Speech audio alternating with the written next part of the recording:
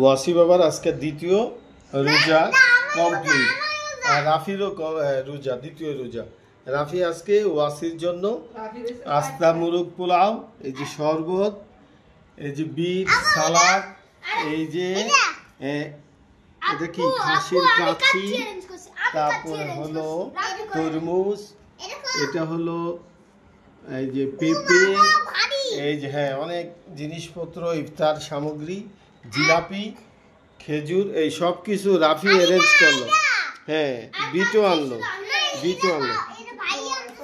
সব কিছু ভাইয়ার জন্য রাফি অ্যারেঞ্জ করলো।